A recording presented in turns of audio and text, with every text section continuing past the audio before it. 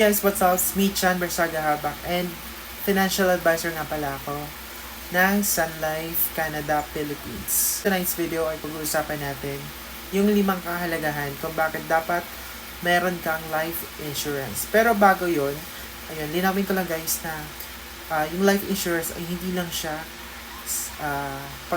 hindi lang siya sa patay or pag namatay tayo ha.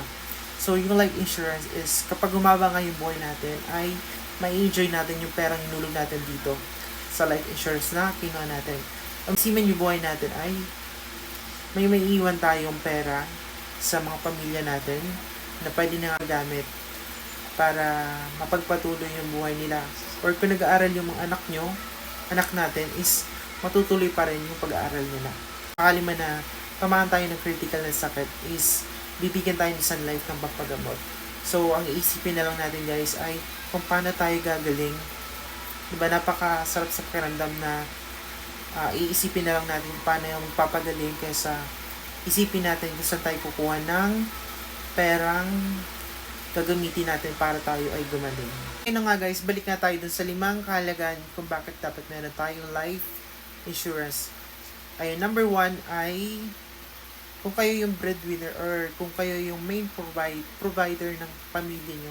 So, napaka-importante na meron tayong life insurance. Kasi, magiging protection to sa pamilya natin. So, sakali man na mawala tayo, ayun, wag naman sana So, ito yung makakatulong para mapagpatuloy ng pamilya natin yung buhay nila. Or kung nag-aaral yung anak natin is mapagpapatuloy yung pag-aaral nila. Kasi may pera tayong siguradong may iwan sa mga pamilya natin. Number 2 guys is yung seguridad sa kinabukasan ng mga anak natin. Kung sakali man nga guys mawala tayo is makakatulong tong life insurance na masigurado na makakapagtapos ng pag-aaral yung mga anak natin na iwan. Number 3 is pambayad sa naiwang utang ng breadwinner.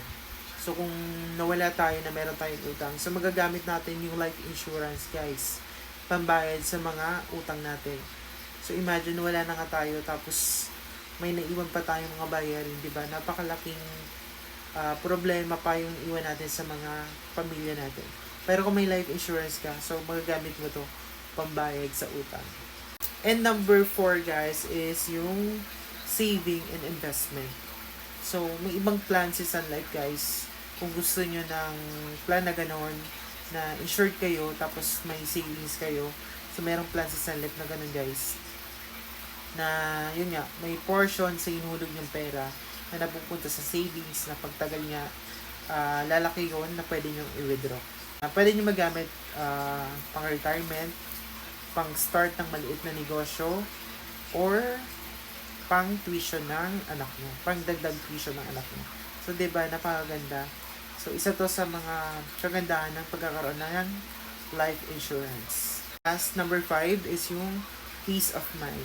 So, kapag may life insurance kayo guys, is magkakaroon kayo ng peace of mind na anuman at mangyari sa atin ay protektado yung pamilya natin. May perang may iiwan tayo sa pamilya natin.